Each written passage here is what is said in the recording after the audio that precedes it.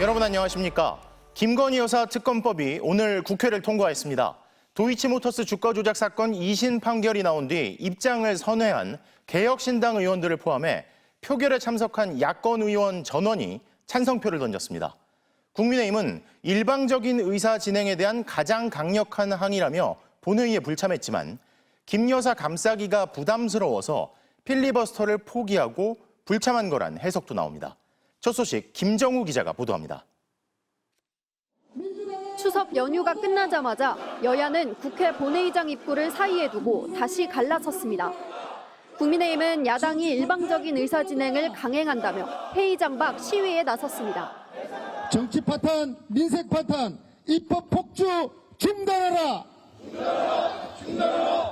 더불어민주당 등 야권은 회의장 안에서 김건희 여사 특검법과 최상병 특검법, 양대 특검법을 차례로 표결에 붙였습니다. 김건희 여사 특검법은 표결에 참석한 야권 의원 167명 전원 찬성으로 통과됐습니다. 법이라고 하는 것은 국가의 질서가 무너지고 있는 부분에 있어서의 바로잡음, 바로 김건희 특검법과 최혜병 특검법을 통과시키는 거고. 도이치모터스 주가 조작 의혹, 명품 가방 수수 의혹 외에도 김 여사가 지난 총선 당시 김영선 전 의원에게 지역구 이전을 요구했다는 공천 개입 의혹까지 8가지 의혹이 수사 대상입니다. 국회는 또 최상병 특검법도 의결했습니다. 이번에 세 번째 국회 본회의 통과인데 국민의힘에선 안철수 의원만이 지난 7월에 이어 다시 찬성표를 던졌습니다. 대법원장이 후보를 추천하면 야당이 2명을 고른 뒤 대통령이 최종 특검을 임명하며 야당이 대법원장에게 재추천 요구권, 이른바 거부권을 갖도록 규정했습니다. 지역사랑 상품권 사업에 정부 지원을 의무화한 지역화폐법도 국회 문턱을 넘었습니다. 여당은 위헌적인 특검 법안들과 현금 살포법이 일방 처리됐다며 대통령에게 거부권 행사를 건의하겠다고 밝혔습니다. 여야 합의 없이 일방 처리되는 쟁점 법안들은 대통령이 제2요구권을 행사하고 재표결 후 폐기의 전철을 밟게 될 것입니다. 야당도 거부권 행사를 기정사실화하고 벌써부터 달력을 꺼내들었습니다. 선거범죄 공소시효는 6개월에 불과해 김 여사의 총선 공천 개입 의혹 공소시효가 다음 달 10일 끝나기 때문입니다. 민주당은 대통령의 거부권 행사로 김건희 여사 특검법이 국회로 돌아오면 공소시효 이전 재의결을 추진할 계획이어서 특검법 여야 대치는 당분간 불가피해 보입니다. MBC 뉴스 김정우입니다. 미국 중앙은행인 연방준비제도가 기준금리를 0.5%포인트 한꺼번에 인하했습니다. 코로나19 팬데믹 이후 첫 금리 인하인데요. 고용 상황이 나빠지기 전에 연착륙을 위한 선제적 대응에 나선 것으로 분석됩니다. 뉴욕에서 임경아 특파원의 보도입니다. 코로나19 팬데믹으로 얼어붙었던 세계 경제. 연방준비제도는 금리를 내리고 미국 정부는 대규모로 돈을 풀면서 위기는 넘겼지만 물가는 9%대까지 치솟았습니다. 이 물가를 잡기 위해 연준은 0%대였던 금리를 지난해 7월 5.5%까지 끌어올렸고 지금까지 고금리 시대가 이어졌습니다. 연준은 4년 반 만에 이 긴축 기조에 마침표를 찍으며 물가는 거의 잡혔고 이제 고용을 관리하려 한다고 밝혔습니다. And inflation moving sustainably down to 2%. As inflation has declined and the labor market has cooled, the upside risks to inflation have diminished and the downside risks to employment have increased. 첫 금리 인하 폭을 두고 전문가 사이에서도 의견이 분분했는데 연준은 0.5%포인트 인하, 빅컷을 선택했습니다. 고용 상황이 급격히 나빠지기 전 연착륙을 위한 선제적 대응이라는 설명입니다. The time to support the labor market is when it's strong and not when you begin to see the layoffs. That's the situation we're in. We have, in fact, begun the cutting cycle now, and we'll be watching.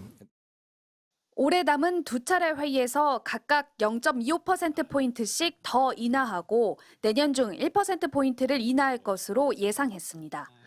단 시장 반응은 어떨지, 이번 결정이 물가를 자극하지는 않을지 변수가 많습니다. 파월 의장은 시장 상황에 따라 속도 조절에 나설 수 있다는 점도 분명히 했습니다. 앞으로의 금리 인하 속도는 여전히 안개 속에 있다는 겁니다. 대선을 불과 7주 앞두고 내려진 결정에 정치권 반응은 엇갈렸습니다. 민주당은 즉각 환영했지만 공화당은 왜 하필 지금이냐며 정치적 결정이라고 비판했습니다. 뉴욕에서 MBC 뉴스 임경아입니다. 이제 가을이 오는 걸까요? 전국에 내려졌던 폭염특보가 모두 해제됐습니다. 모레까지 전국에 많은 비가 내리고 비가 그치면 기온이 뚝 떨어진다는데요. 기상센터 연결해 자세한 날씨 알아봅니다. 최아리 캐스터 전해주시죠. 네, 드디어 더위가 물러가고 있습니다. 그렇지만 이 막바지까지 폭염의 기세는 강했습니다. 오늘 또다시 전국 24개 기상관측소에서 폭염 신기록을 세웠는데요. 보령의 낮 최고 기온이 31.1도, 광주가 35.8도로 역대 1위를, 서울도 33.6도를 기록했습니다. 이 폭염은 꺾이겠지만 비가 강하게 쏟아지고 있습니다. 조금 전 한라산의 모습입니다. 마치 샤워기를 튼 듯 거센 비바람이 몰아치면서 호우경보도 확대되고 있습니다. 이 비구름은 내일 새벽이 되면 전국을 뒤덮을 전망입니다. 특히 붉게 보이는 지역은 100에서 200mm의 호우가 예상이 되는데요. 시간당 최대 60mm의 물폭탄이 쏟아지겠습니다. 남부지방은 내일 새벽과 모레 오후 사이, 중부지방은 내일 오후와 모레 새벽 사이에 강한 비가 집중되겠습니다. 예상 강우량은 서울을 비롯한 경기 북부와 강원 북부에 120mm 이상, 경기 남부를 비롯한 중부지방과 해안가에 150에서 200mm가량이 되겠습니다. 비가 그치고 나면 가을 날씨가 돌아오겠습니다. 내일 오후가 되면 높은 상공에서 영하 6도 선에 찬 공기가 남하하는 게 보입니다. 모레쯤 전국 내륙을 뒤덮겠고요. 그동안 버티던 티벳 고기압과 북태평양 고기압은 물러가겠습니다. 특히 토요일 서울의 낮 기온은 22도로 오늘보다 10도가량이나 뚝 떨어지겠고요. 다음 주 월요일 아침에는 기온이 14도로 평년 수준의 2도가량이나 밑돌 전망입니다. 지금까지 기상센터였습니다. 추석 연휴가 끝나자 각종 선물을 포장했던 스티로폼 같은 포장재 쓰레기가 쏟아져 나오고 있습니다. 종이 포장재도 실제로는 재활용이 어려운 경우가 많다는데요. 류현준 기자가 취재했습니다. 재활용 센터로 들어온 트럭 한 대가 스티로폼을 한가득 쏟아냅니다. 아직 처리하지 못한 폐기물 위로 쌓아 올려야 할 만큼 양이 많습니다. 명절을 맞아 선물 배송용으로 쓰고 버린 포장재가 대부분입니다. 2배 이상 늘었어요. 평소에는 이렇게 안 쌉니다. 명절 때만. 전국 각지에서 올라온 신선 제품을 담고 있던 스티로폼 통입니다. 완도와 강진, 제주도에서 올라온 통이 마치 산처럼 쌓여 있습니다.